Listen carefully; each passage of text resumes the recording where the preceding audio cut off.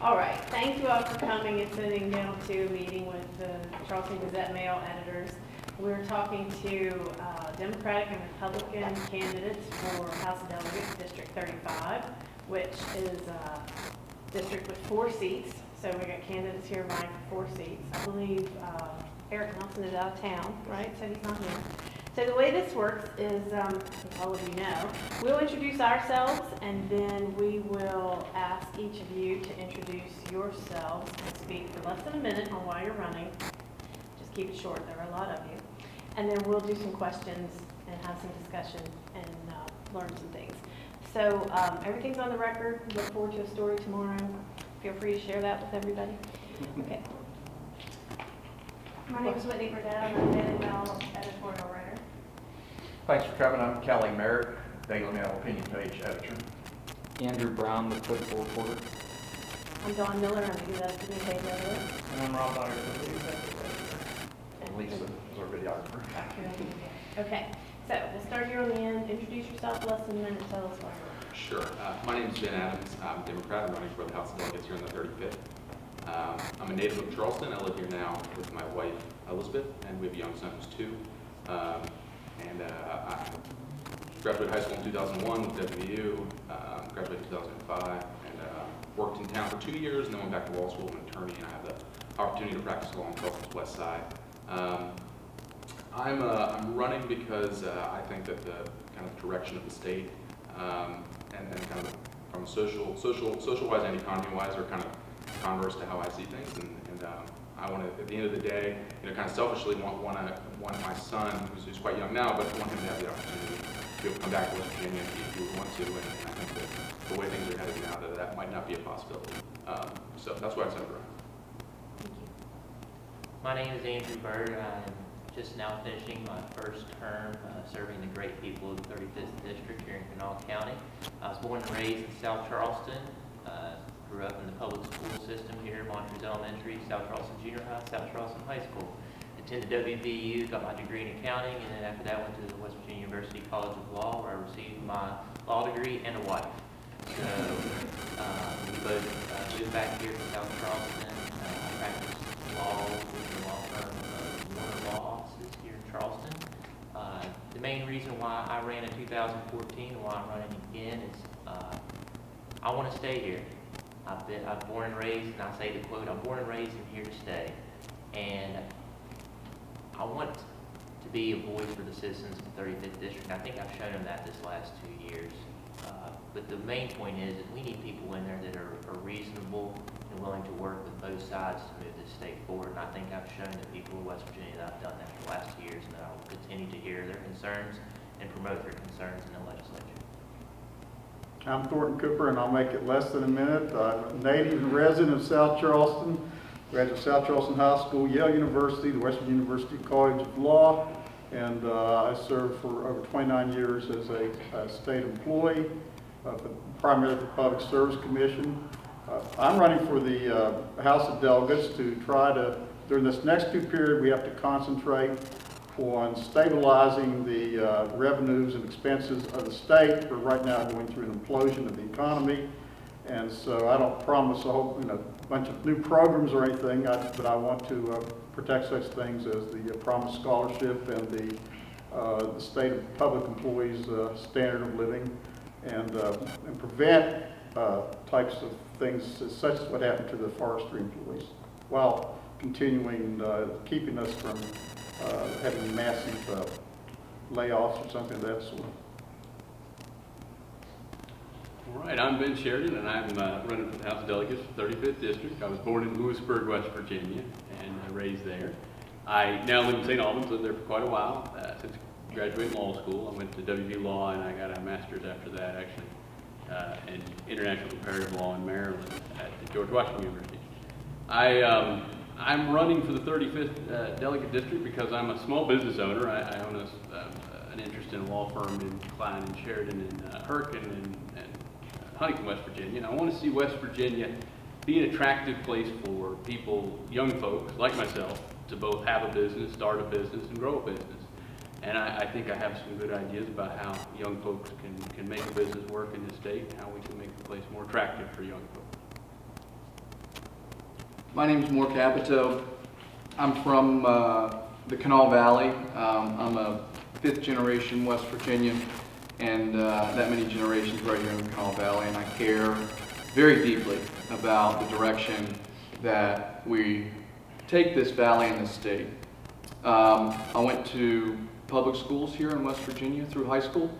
I went away to college and went and got my law degree, and in between the time of going to undergrad and my law degree, I worked for the Department of Defense and had the opportunity to travel all over the world and see some interesting places. Ultimately, what I wanted to do was come back to West Virginia.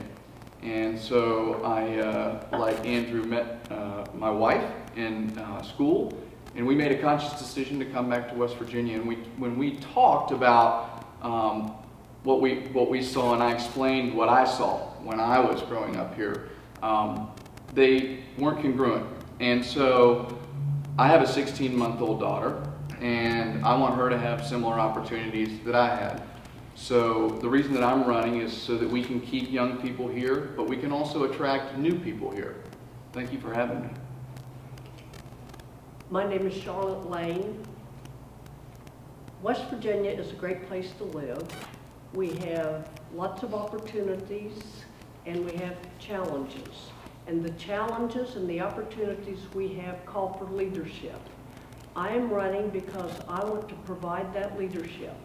I have spent my entire life devoted to public service, both here and in Washington, and always looking out for West Virginians. And I want to bring that leadership and those skills back to the legislature, and I want to concentrate on jobs, reforming our education system, dealing with our drug issue, rebuilding our roads and infrastructure, and making sure that our seniors have a nice life in their waning years. And I want to make sure that we do not harm our children and our seniors. And those are the programs basically that I will be concentrating on. Okay. My name is Keith Pauley. I grew up in St. Albans. I graduated from St. Albans High School in 1983, and I've got a different resume, I think, than most of the folks sitting here at the table because I'm an engineer. I worked for 17 years for NASA, where I managed technology development for the space shuttle and the software development for the International Space Station. And I came back home in 2004 and started a company down in South Charleston called Matrix, where over the 8 years I was there, we grew that R&D company to about 150 scientists and engineers and technicians, high wage, full benefit jobs that you could really build a career around, and excited to do that. In 2012, had the opportunity to join the largest chemical company in China called ChemChina in Beijing, moved my family there for a year and managed all their R&D for a year, and came back here in 2013 and have been working in the oil and natural gas business ever since. I think that experience of creating jobs, creating real high-wage, high-worth jobs in the community gives me a different perspective. And I think that that's very important. I think there's three things I want to concentrate on. I want to concentrate on creating more jobs in West Virginia. I want to concentrate on our education system, and I want to concentrate on our addiction issues. All three of those things are very complicated, and they're all tied together. If we're going to create jobs, we have to have a world-class education system with high attainment. We have to have a workforce that's not addicted to drugs. And of course, if you have a great job and you have high education attainment, you're far less likely to be addicted to drugs. So all these things are tied together. We have complex problems in West Virginia, and I think I'm a complex problem solver, and I'm excited to represent the 35th District in the legislature. Start with the budget as usual. Sure. So I'd like to hear from each of you how you would like to close the hole in the state budget. You can talk about revenue, you can talk about cuts, whatever your best approach is that you would like to see the state follow. So we don't have to go in order. Whoever would like to go first, just give me a signal. Yes, ma'am. We do have a budget problem, and I would go at a two-pronged approach. First, I would see what we can cut from duplication. I think that if we look closely at the state budget, there are a lot of there's a lot of duplication, and I think we need to consolidate that and try to eliminate programs that aren't efficient or effective. And we then need to look at revenue sources. And I am not opposed to raising revenue from taxes. We especially have a road problem, so we need to look at road taxes. We need to look at refunding the turnpike bonds, and we need to look at a whole bunch of different ways to get our roads back in shape and fix our potholes. We need to look at the Governor Tomlin's study on our Board of Education. We should implement those recommendations, which cut a lot of the bureaucracy, and that would also help with making our education system more efficient. So when we get to dealing with the budget, I am not opposed to looking at all sorts of new revenue. Okay. Thank you. Okay, right in first. We'll come back down here. So the budget hole, so there's a couple things about the budget. One, I think that we should absolutely have to keep an open mind about revenue enhancements. There's an enormous budget hole. And part of that is, when you look at what happened last session where we focused on really these kind of divisive social issues and led the budget towards the end of the session, and it created this massive problem. I mean, part of the reason that I think we have to consider and maintain an open mind when it comes to taxes and our tax structure and revenue enhancement is because, folks who signed, an out-of-state pledge signed a pledge to out-of-state interest groups saying that they wouldn't raise taxes, really do a disservice to the voters, and that cost us $600,000, which is 152 promised scholarships, 18,000 potholes. I mean, there's a variety of things that money could have covered. When we talk about, what was the second part? Do you want specific recommendation? Yeah, sure. Does any specific things? So I think the extra another 35 cents on tobacco is a reasonable tax. You look at West Virginians billing $1 billion annually in smoking-related health expenses, $277 million of which is billed to Medicaid directly, which obviously affects all of us. I think that there's a very real opportunity to see a 14% decrease with the dollar, which would take us to I think $1.55. Pennsylvania added another dollar to their $2.60. I think that there's some room there for us to get to that full dollar, another 35 cents. The governor talked a little bit about, in his initial proposal about telecommunications tax, which we're one of only 10 states without. And we always talk about being an outlier in a bad way, and here we are. So there's a potential to explore that avenue, and then digital downloads as well, which is something else that Pennsylvania recently passed, along with medical marijuana, a host of other things, but they expect to raise $47 million a year off that in this coming fiscal year for them. So I think that that these are all, we have to look at these options. I mean, what I say, we absolutely have to do this or that, but I think we absolutely need to keep an open mind and thinking outside the box and think about doing things like that. Sure. I think that there's four things that I would do to kind of close this budget gap that we have. One is we need to reduce and eliminate low priority programs. There was a report published by the Cardinal Institute called the Wild Wasteful West Virginia Report that had 55 specific recommendations of low priority programs that we could take a look at. Some of those are complicated and may take us several years to implement, but it's certainly things that we need to look at, and we need to look at other things that are in addition to this report.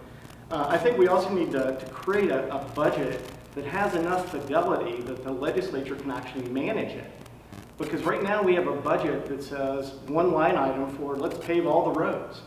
That's not enough fidelity for the legislature to really prioritize what's going on in our state agencies. The third thing is we've got to eliminate all these special purpose accounts. Our budget is rife with, here's an account for a special need, and either it has a surplus in it or it has a deficit in it. It hardly ever creates exactly the amount of revenue that they need. Let's put all that money in the general revenue fund and let the legislature and the governor manage those budgets. And lastly, this isn't very sexy, but we need to have CPA-style audits of all of our government agencies to make sure that they're following generally accepted accounting practice and that they're performing the functions that they're supposed to. And by doing these kind of things, we think we can have more efficient government and largely close that gap. Now, I'm not opposed to all revenue increases, but I think that we've got to target these kind of things to eliminate unproductive, inefficient spending in the state first. Let's go next. See Ben? Andrew. I'm sorry. Yeah, Andrew, sorry. that's Ben. Right, sorry. Our names are so close. Our one in common.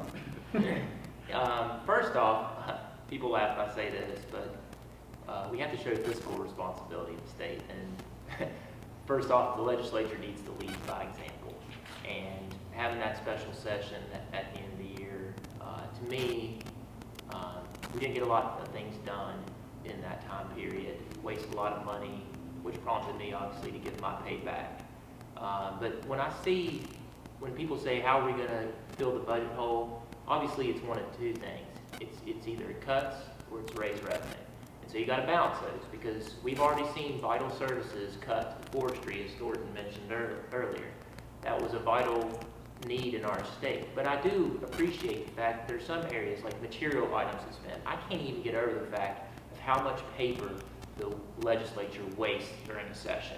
It's the material items that we need to look at. The vehicles with the departments. I mean, how many state vehicles do we really need? I mean, the state didn't build parking rides for nothing.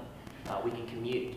But the revenue thing is, I'm leaving everything on the table.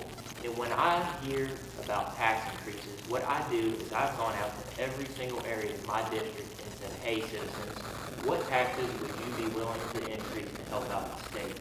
And the number one answer Charlotte mentioned earlier regarding roads is a lot of West Virginians say, listen, you can raise the tax on my gas and slow right now as long as 100% of that is dedicated to roads. Hey, if you need to put a temporary tax on sales of food, as long as that comes off, that helps keep these services in West Virginia, we're willing to do that. We're here for West Virginians. We're here to support them. But as I said, I'm not leaving anything off the table when it comes to raising revenue. I think we have a responsibility as delegates and senators as part of the legislature to make sure that we close that budget hole. So, comment on that. Okay. Me? Okay. I think I would actually, to an extent, echo kind of what Delegate Byrd said. We've got to keep everything out there on the table. We're in a really serious position or situation right now in the state. And so what we need are folks that are able to come to the table and are able to make compromises. Now, that means we can't sit up here and pontificate about absolutes. We have to be willing to reach across the aisle. One of the best ways, I think, to close the budget gap is we've got to grow private sector jobs. I think, and also, we have to empower our public employees because for too long, public employees have been undervalued. So we need to empower them by saying, how can we come up with ways to save, or how can we come up with ways to meet, if we set attrition goals, how are we going to meet those goals? And we reward them. So we make savings, a dollar savings, we spread a quarter around. I don't know what the ratio is, but let's put something in it for them. I think we need to deliver services more efficiently in this state. You talk about, we hear a lot on the news and from the legislature about streamlining. I mean, we have 165 boards and commissions. I mean, can we start to work some of those together? And we probably need to look at refinancing, debt. I mean, it's a great time to refinance debt. So I think we need to look, at streamlining and cuts. But again, we can't sit here and speak in absolutes. So.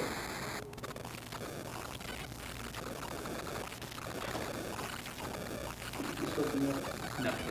Okay. Well, there's, I think the state, in a lot of ways, has cut a lot of programs kind of down to the bone. And if we're cutting into forestry, we're cutting down to the bone in a lot of programs. There are ways to improve efficiency in this state, though. And, I don't think we utilize technology to the full extent that we should in a lot of our state agencies and programs. And there may be technological improvements that we can implement which will help improve costs and make things run more smoothly. I think we will have to look at, in order to close short-term gaps, some revenue increases on some tax programs. I think that's a must, and it may be either through gasoline taxes or cigarette taxes, or there's going to be compromise there, and there's just going to have to be in order to close that gap. But the long term, the only way to solve the problem in the long term is to get people to stay here and start businesses. And that's the only way long term to solve the budget problem in West Virginia, is if companies form here, people create jobs here, and then those jobs turn into new taxpayers paying back into the system. And so we have to be thinking about how we're going to get our young people to stay here, what's going to encourage them to stay here, what's going to make it possible for them to stay here so that they can start businesses. And then we also need to think about how this state can help them form businesses and get going with their careers. That way, we can actually generate revenue, which will then, long-term, solve the budget problem. So, all the years I worked for the state employee, we went through, it's like an accordion. Sometimes the economy expands, sometimes it contracts. From the perspective of expending for public employees, I don't want the result that you got with the forestry employees where they got laid off en masse.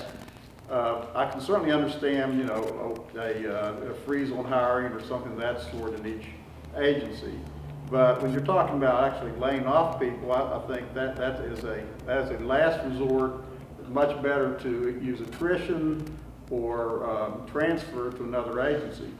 With respect to revenue sources, I will not vote for an increase in the food tax. I ran against that 10 years ago, and I think that one of the best things we did was take the tax off of food. But when I say food, I do not mean sugary drinks and soft drinks. I don't have a problem with raising taxes on soda pop or something of that. I'm all for raising taxes on tobacco products, not just including cigarettes, but all the other types of tobacco products and the derivatives therefrom. I got an email from the vaping group, and they said, don't treat us as tobacco. Well, the nicotine in their products is derived from tobacco, so they should also have to bear responsibility. I have no problem about raising the tax on gas. I worked for the Department of Highways in two different contexts. First, right after I got out of Yale, I worked for a year as an inspector on the I-64 project, going through South Charleston and part of Charleston. And later, I worked in their legal division. And the Department of Highways is one of those agencies which is funded by money, from such things as the gasoline tax, et cetera.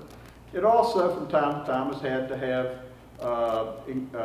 additions to the revenue from the General Revenue Fund.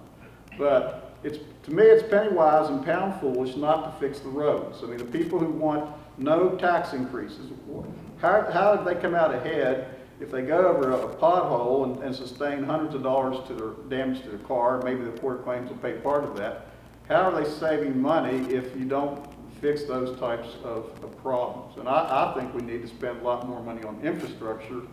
But I think the focus of this session should just be stabilizing the economy, because it has been imploding. Okay, very good.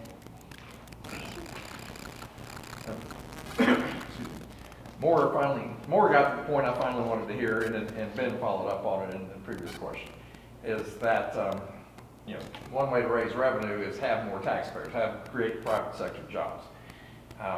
And I'll start with you, Moore, and then Ben, if you would be second, and then Russ will go, just because y'all two brought it up in the first place. But what is it about West Virginia that limits the growth of jobs, if there is anything, and what can the legislature do so that the private economy does create more private sector jobs? Yeah, thanks, Kelly. I think, so we need to make West Virginia a state where capital feels welcome. And I think there's four kind of ways that you do that. You do that with great public schools. You have predictable regulatory environment. You have good tort reform. and you have a place where more taxpayers can keep more of what they earn. In West Virginia, I would like to see us invest more in entrepreneurship. We've got to put stress and dedicate ourselves to individuals that are willing to put their ideas out there. Pennsylvania's had great success dedicating funds to, I'd like to call it, Invest in Our Future Fund. And so we dedicate dollars through the executive that are specifically tabbed to go to folks on a grant basis that have, brilliant ideas, smart folks, but simply that don't have the money to get off the ground. I think, lastly, a great way we can do that is connectivity. If we're not moving forward, we're moving behind. And we see the region and our surrounding sister states, the high-speed internet is such a big deal. And that's not to say we can get it to every rural area in West Virginia with the snap of a finger. But we can start with, creating pockets and innovation zones where people can have access to high-speed broadband. We need to get information in so we can get it out. Yeah? Yeah, I agree with a lot of that. In order to get children to stay here and grow up and stay here as adults, we have to make it so that they can, one, afford to stay here. And one of those things is student loans. I think a lot of the problem, one of the reasons people leave is education is becoming unaffordable. You stack on some student loans and you're going to need a job from somewhere else to pay for that. And if there's no opportunity here for folks to get those jobs, then they're not going to stay here and start a business. And small business is really how you grow an economy. It starts with small businesses to get larger and larger. Internet is a big issue. It's one of the biggest issues in West Virginia right now. We're 50th in the nation on internet as far as broadband and access to high-speed internet, and then the speeds we've got are the slowest in the nation. And we're slower than a lot of countries, including most of Eastern Europe. We've got slower speeds. So internet is something that we need to be figuring out how we're going to solve that problem and getting it to rural areas, because nobody's going to invest in a rural area and the communities in a rural area if they can't get high-speed internet into their offices and their buildings there. Another major issue is how do we encourage people to start small businesses through both maybe better tax structures for small businesses and incentives to folks to start small businesses. How do we make it easier for them? And there's ideas out there that we can work through to get to that. That's on the torch. Oh, I was going to say that we have to look at several issues. One of them is the public school system. And as I said, we need to implement the report that Governor Tomblin paid $750,000 for, whatever it was, and talked about the bureaucracy and how we need to streamline that. Secondly, there was a report several years ago from Create West Virginia. The report was done by Jack Bowman at the WVU Law School that talked about that we need to make sure that the principals at each school are in charge of that school and are in charge of the educational outcome of the teachers there, to make sure that they focus on educating the students, and if that means providing help to the principal to deal with lunchroom and scheduling and bus schedules, but the principal needs to have the power to focus solely on educating students. I think that would be a good idea. And secondly, we need, on the drug issue, I am in favor of starting in first grade, teaching kids the dangers of drugs, using pain medicine, all of that, starting an education right from the very beginning, and kindergarten if we want to start there. And we do need to have more jobs in West Virginia, and to do in the beginning until we can get everything else under control, I think a massive infrastructure program. Like I said, the focus of government should be public safety, jobs, drug education, and our seniors, but we need to deal with our roads and our infrastructure. yes, everybody talks about broadband, but West Virginia has a huge infrastructure issue on water and sewer, that there are places in West Virginia that do not have good public water or good potable water. We need to focus on those things, and if we put money into infrastructure and our roads, that creates a lot of jobs, that gives people income and pays more taxes, and that's what we should do right as soon as we start next year in the legislature. Sure, I'm Keith Pauly, and I'm glad that you brought this up because, you know, in my introduction, I talked about how education, drug addiction, and creating jobs are all tied together. I like what Dr. Margerano, the state superintendent, has done in terms of setting concrete goals for education. Higher graduation rates, higher test score rates, and really focusing in on the things that are going to move the needle, because those are things that we have to have. We have to have a workforce that is educated so that we can attract new jobs and so that the people that already live here can be entrepreneurial, can understand how to create jobs and have those skills themselves. The second is we have to tackle this drug addiction problem. We have to partner with the federal government, our neighboring states, keep those drugs out of our communities. We have to teach aggressively what it does to our families and what it does to your ability to ever hold a job if you're convicted of drug possession or other drug-related crimes where you have a long-term drug problem. We also have tax issues. It's not that we're not collecting enough taxes, we're collecting them all in the wrong way. And one example of that is our outlier tax of our business inventory tax. We're one of only 3 states in the nation that taxes the inventory at the end of the year of our businesses, which cause our businesses to do crazy things, like move their inventory out of the state in June so they're not taxed July 1st. I mean, those kind of things are just crazy, and we've got to get to a point where we have a legitimate tax structure. And of course, we need to reform regulation. Regulation is something that causes friction in a business. It keeps it from moving efficiently, and we've got to have really a simplified regulatory structure so that we can attract new businesses.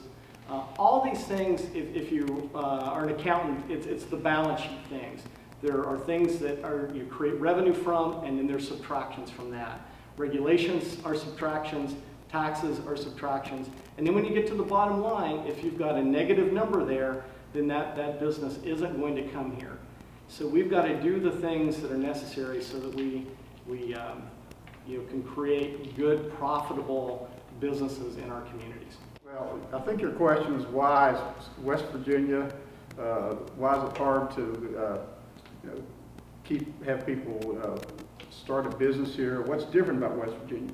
You look at all the states, we're the one whose population has been the most stable for the past 60 years. And unfortunately, it's been stable, meaning people who are over 50 are becoming a bigger and bigger portion because the younger people are leaving. When I worked for the Department of Highways and went to a training class back in '73, I learned that to build a new mile of interstate costs 10 times as much as in West Virginia as it's said in Arizona. You said, why would that be so? Because you can't just look at the pavement. You've got to look at all the earthwork underneath the pavement. It's like comparing baking the cake and just talking about the icing. This is something if we choose to live in West Virginia, this is something we're always going to have to deal with. I mean, I love the hills, and a lot of us stay here because of the hills. But the hills mean that it's more expensive to run a road system. So if you're going to stay here, you're going to have to realize that is going to be an expenditure which we're going to have to pay for more than the average person in the country. The other thing is, let's take the coal industry. When my dad graduated with, I think Mr. Bowman's name came up, there's the dean over there, one of the people at the law school, and then his father and my father were classmates in 1924 at Davis High School, and also John Racy's uncle. And back then, before my dad went to WVU and got his engineering degree in 1929, he worked as a coal miner. My father's father actually started a coal mine, I learned a few years ago, near the Blackwater River. You go back, you look at the figures from the coal industry, there were over 100,000 people working in West Virginia back in the 20s. You look at 2015, that was the year we went down to 15,000. So we've had this whole culture, and I'm sure most of you already know this, but that when I was a kid, graduated from South Charleston in 1968, even if you didn't go to college, you could get a good union paying job, union pay as a manufacturer or as an extractor. Those jobs have largely left the state. And so we have to deal with the fact that these discussions about how to encourage small business, they've been going on for decades. But we have changed, the state has changed, and we're going to have to deal with this is the reality. I do not think the coal industry is coming back. I would be happy if we kept the 15,000 jobs we had last year, but as far as trying to talk about going back to 20 or 25 or 130, it's not going to happen, in my opinion. So rather than keep having these pipe dreams about what we can do, we need to accept the fact that the West Virginia of 2016 and the rest of the decade and the next decade is not going to be like the West Virginia we grew up in. So we have to figure out what we can do to encourage small businesses. But we still have to work within a budget. We still have to deliver services. Well, Kelly, there's no right or wrong answer, and I don't think there is a clear answer to your question. The way I've approached it when I talk to voters when I'm visiting with them is I want to erase the headlines. When you see West Virginia in the headlines, it's biggest drug overdoses, worst roads in the world, poorest internet in the world. I mean, these are the things that I ran for the House Delegate for my first term to erase. And I was glad actually that Charlotte brought it up, because one of the things that I partnered with the DEA, state police, local police to curb this drug issue. And I actually introduced legislation last year to require mandatory drug education K through 12. Stiffer penalties on people that are bringing drugs into the states. I mean, those are the partnerships you need to form. We need to erase that headline out of the news. Next, I'm not going to beat the dead horse, broadband. It needs to be passed. It needs to be passed next year. That's just a given. There's politics surrounding it, and that needs to be wiped off the map, and it needs to be signed and entered next year. But because for example, you see what's going on at Fairmont. Because everybody drives by Fairmont, Clarksburg. You see NASA and all that. That center area is booming because of those companies coming in there, because there actually is effective broadband in that area. So infrastructure, we've all mentioned that. I introduced legislation last year to say, hey, we need to start prioritizing the repair of our roads and be more efficient based off condition and the voices and concerns of the citizens, instead of being arbitrary in which roads you repair first. Education, students, I talk to them. They are so sick and tired of taking tests every year that don't amount to anything. So what I did last year, I got appointed by, I think somebody mentioned the superintendent earlier, to the board, committee on assessment. And so what I did after hearing the concerns of the teachers, principals, and students, I went in and introduced legislation, eliminate 9th and 10th grade testing, because that saves the state $2 million, and switch it from Smarter Balance to ACT, because that would drive students to take a test that actually matters, because that test sends you to college. So those are the headlines, just some of the examples that we need to erase to get these private sector jobs back into the state. Oh, one more thing, if you don't mind. And we need to also provide incentives, as I think Moore mentioned earlier, to these businesses. But let's not forget about the people that are graduating. I introduced 2 bills last year. One, let's allow students to take off their student loan interest off their state income tax form. And let's also start the West Virginia First-Time Home Buyers Credit. We'd be the only state in the country to do it. All right. So, a lot of great ideas. So Kelly, it's interesting. So I've been all over the district, and we have a big district. We really do. And as you kind of get around in the neighborhood and start talking to people, this is an issue that everybody's interested in, regardless. This and drugs and a few others really consistently come up. And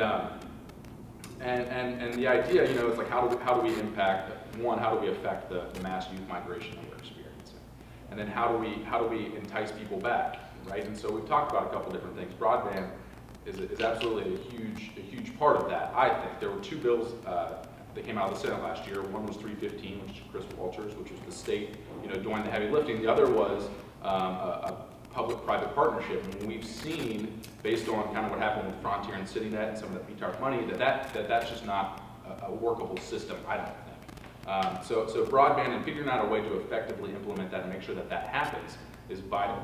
The other thing, and is a little bit different, but trying to attract young people here who want to open businesses, to try and keep them here.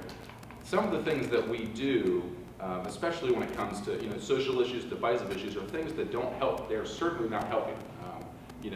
RFRA is something that my friends who have moved away, and when you talk about them coming back, that's something that they mention. It's something that's on the tip of their tongue. And we need to be very cognizant of what we're doing. I mean, these things affect the image of our state, and they're terrible to begin with. But why would we do those things? Why would we do those things to ourselves as it is? So there's a tremendous amount of great ideas. So thanks. Yeah, I do, regarding broadband.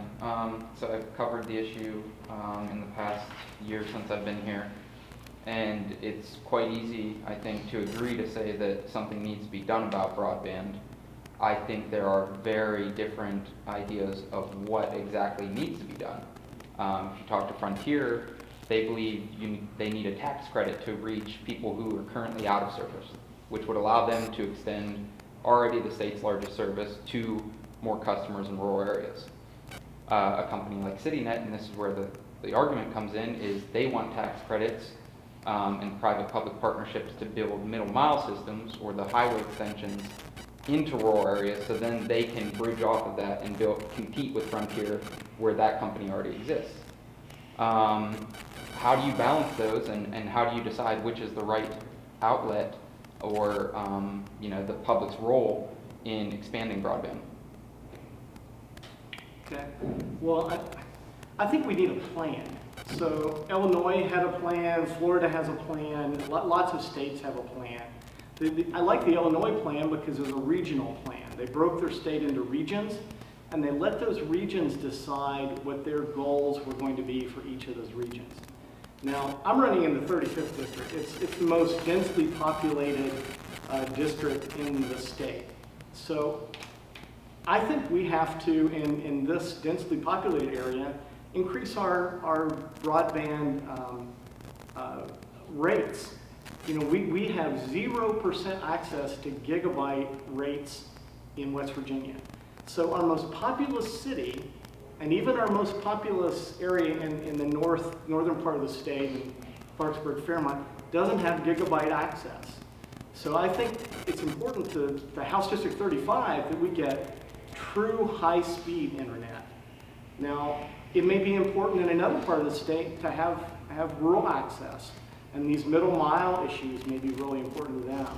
But for us, sitting here at this table, my constituents want higher speeds, more access, and more consistent delivery. And maybe even more than one carrier to do that. We're one of the few counties in the state that has more than one internet service provider at all.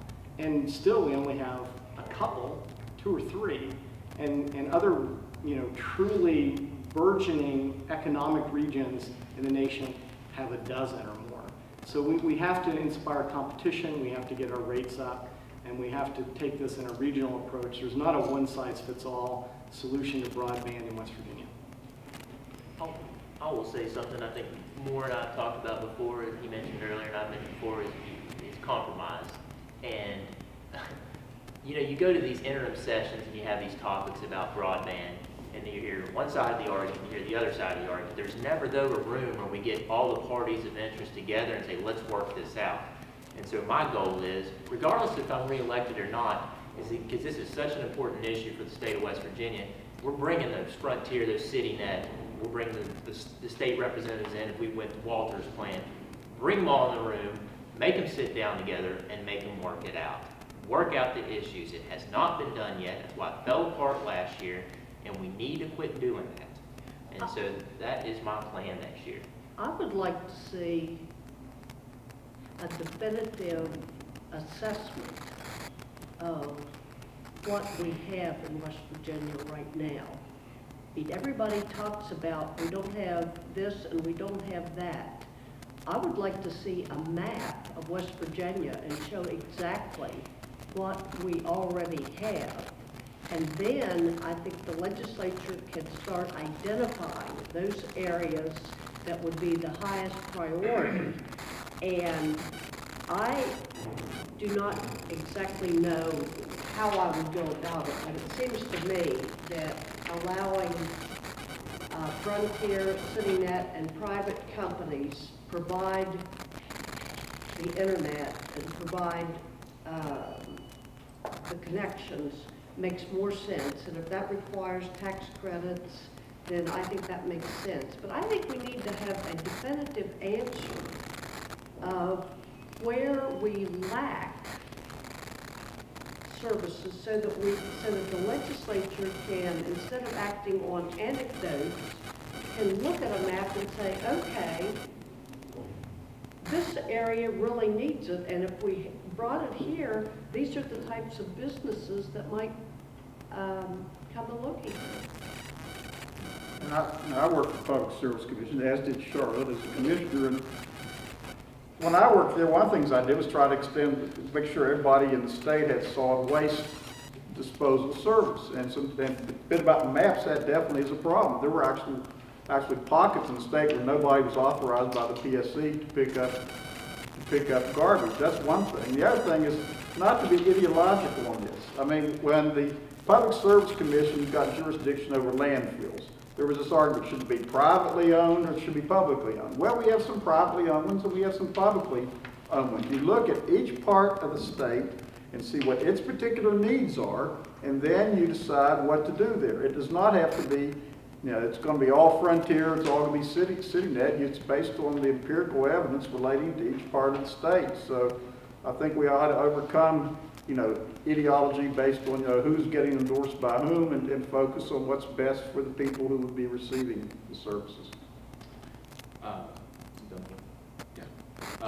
To speak to Ms. Lane's point, I think that there is a map that shows that, and I think that kind of the consensus, it's not a one size fits all. I think what works well, what's going to work well in the southern part of the state when you look at especially the real southern part of our state, Mingo, McDowell, and the states that we could kind of towards the south. First, what we need north central part of the state up into the Paramount, Clarksburg, Morgantown, Wheeling areas, and over in the Eastern Panhandle, we have a very diverse geography as it is, and I don't think that there's going to be a one size fits all solution. I think that Mr. Polidres made some great points regarding a regional solution. And I think that it's hard to sit here and say this is absolutely what we should do. But I think that absolutely we have to have a plan in place, at least by the end of the session, to make sure that this is something that is achievable. I mean, it's great that everybody talks about it, but it's the same thing. And I'll take a small turn. People talk about drugs a lot. When I talk to people out in the communities, they talk about what do we do to actually impact the drug epidemic. And it's all a lot of, everybody recognizes we have them, but we haven't really done anything about it. And I think that we need to kind of get on board with both of these issues and do kind of the same thing. Me and you, man. You're the Sure. So a lot of good points. I mean, I agree with Keith. We absolutely have to have a plan. We have to incentivize. I don't know, what that exactly. I have to take a closer look on what that looks like. But we have to incentivize folks to continue to build out competition in that sector is always a good thing. And we have to encourage public-private partnerships to continue to build this out. As I mentioned a little bit earlier in my answer, I mean, it's not going to all get done tomorrow. So I think that these, what I refer to as kind of these innovation zones, and we've heard that before, but get people access in local areas so that we can, because I mean, really, I think, and some of us touched on, I mean, this isn't an infrastructure issue, but this is a health issue. I mean, telemedicine and, paramedical. So it's extremely important. I agree with the urgency, and I agree with the necessity to compromise and work together on this and get it done this session. I noticed the other day, I think the Gazette did publish a map, and it looked like chopped up spaghetti of West Virginia's middle mile network on a plate. To be fair, that was the money that was the federal money. The BTOP. Right, so that doesn't show all fiber in the state. That's Right. what was paid for. But that was what was paid for our middle mile network on the BTOP grant. Whereas they showed the Pennsylvania map as well, which looked like an actual network. It had connections, they looped together, and it actually made a network. And so whether we do it through a public program or a public-private program or whatever compromise that we actually come up with, we do need a compromise that results in an actual network that covers the state of West Virginia and allows for adequate and real competition between providers throughout the state so that folks don't have one choice and that choice is bad in most of the state. And so you need folks to be able to turn to several providers who can offer different rates at different speeds and what they can get. And those speeds need to be meeting the broadband definition. I mean, the FCC defines broadband. It's 25 down, it's, I believe, 1 up, if my memory's right. So there's actually a definition of broadband which we don't come anywhere close to meeting in most of the state of West Virginia. We're lucky to get 4 down in most of the states. So, we need something, we need standards like what the FCC put in, and we need a program designed to actually make a real network in this state. I think we can do it.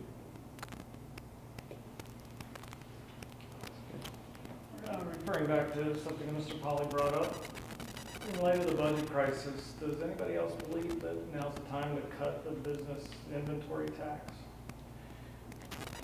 But it's interesting, the business inventory tax, as I recall, brings in between $200 and $300 million, I think, if I recall. But it requires a constitutional amendment.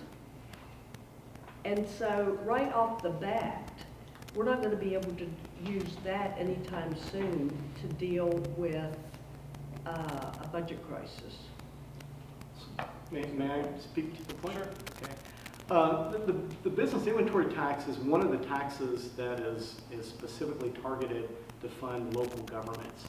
And that's the real rub of how to unwind our dependency in local governments, counties and cities, from this business inventory tax. So I'm not suggesting that it's something that we're going to zero out in one foul swoop.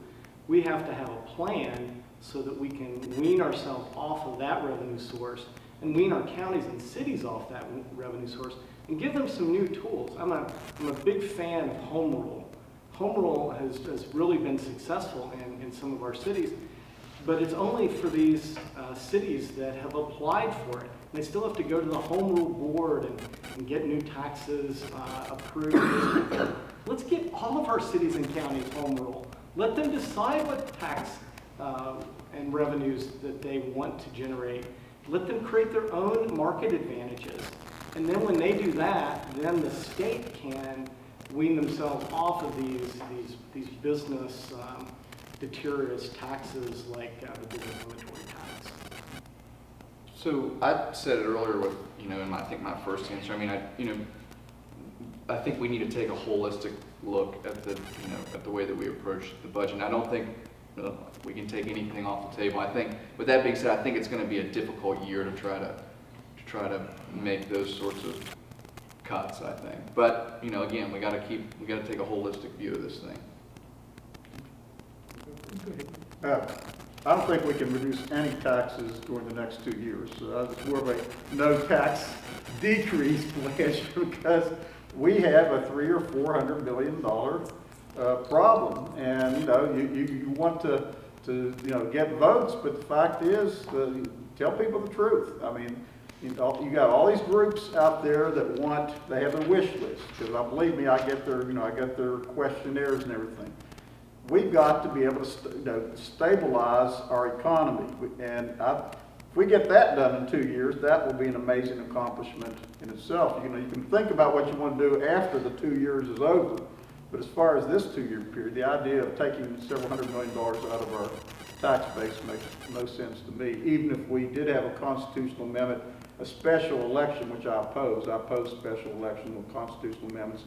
So the only way I would ever vote for even putting a constitutional amendment on the ballot would be if it were the next general election, no special elections. And I think, taxes are one of those things where, they do affect a particular area of the market or business, and the more you increase them, the more they can have a negative impact on that. But you know, right now is not probably the time to be looking at revenue cuts. That's something you do when you're flush with money. Right now, we need to be thinking about how we can cover our holes that we've got. You want me to be a broken record or something?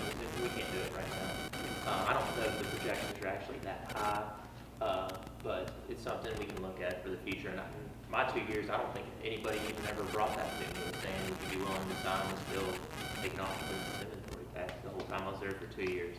Because I think some of the people out there, they want it, like I think Thornton said, but they know it's not possible right now. And when we can make it possible through other sources, kind of like what Moore was talking about, let's take a look at it. Right. Rob, if the question is, do I support cutting funding to county and city local governments by elimination of the inventory tax? I do not support that. Okay. But it makes me wonder, as a follow-up, down the road when the state maybe could get rid of the business inventory tax, would you replace it with maybe a more fair tax that collects some revenue from profitable businesses? Like, I heard another candidate suggest maybe corporate net income tax. Because if you got rid of some other things that weren't fair, would you be willing to do more with corporate net income tax? I think any tax revisions have to be part of a whole plan. And the state has had a couple different plans over the past several years on how to deal overall with taxes. And I think that that is the right approach. I couldn't say right now what I would do on particular things. I think it has to be part of a whole program. Otherwise, we might just make things worse. Okay. I agree with Charlotte. I mean, that's something, this affects our counties and local governments. I mean, we have to talk to them. We have to bring them all together. Again, bring them all into a room and talk about these things. It's just something you can't sign a piece of paper at the legislature and hope that everything goes green. That's not what's going to happen. And we're still prisoners of the fact that they didn't put a sunset provision in the tax limitation amendment of 1932, which was ratified the day FDR beat Herbert Hoover. And it had great provisions, but we're still dealing with it in 2016. And the categories, I think, seem a little arbitrary and capricious to me in 2016. But, asking people to vote to raise taxes on this group and lower taxes on that group, when people understand any group says, I'm going to vote to raise taxes on me, it's a hard sell. John, I was just going to say, the gubernatorial candidate from Charleston recently, who this was a conversation we had frequently. That's one of those things where we talk about decreasing the inventory tax, well, increasing the business net income. That's one of those things that I think that as we progress, we absolutely have to leave out everything on the table once it gets Let me say one more thing. I think there's some really interesting models in other states. And a couple of those models are from Georgia and North Carolina. They both decided they were going to eliminate their business corporate income tax. And what they did is they decided that they were going to cap their budget, and for every dollar that was over that budget that they produced in revenue, because the states are growing, they're going to eliminate the rate of that tax. I like plans like that because it keeps the tax base stable. It gives predictability for businesses to know that if they come here, likely in the future, they're going to have less of a tax burden, so they can create more jobs, and we can create more tax from sales tax and from personal income tax and other things. But it's really spurred the economies. Georgia and North Carolina have really rapidly growing economies, and it's because they've made these far-reaching, visionary kind of approaches to how to deal with this. And Charlotte's exactly right. We have to have a whole plan. We can't just say one tax and we're going to zero it out and everything's going to be great. But let's go through this over the next few years, reorganize our tax structure so that we can attract new jobs here. Agreed. I think this has to be, again, part of a plan. I mean, it's tough, I think, this far out to kind of pick which way, because I think perhaps naively I'm focused here. We need to be focused way out, but so it's going to have to be part of a comprehensive plan. But my thought is if we're in a position to be cutting taxes in any in any area, that's a great, great thing. And that's really going to, that means we're growing jobs in the private sector, and we're creating more money that's flowing through the state. So again, I think if we get into that position, I look forward to the time when we can have that, that discussion, because I think cutting is the way to get there. But as we stated earlier, it's a tough time to do that. So. Yeah, I mean, I think all of us would be receptive to anything that makes the tax programs more logical and sensible and fair. It's just a question of when can we do that, and now's not for me anyway. Anything else? No? Anything else? Well, thank you all very much. This has been a pleasure. I appreciate your time and talking about these things. Thank you. Thank you very much. Did we answer your question? Yes.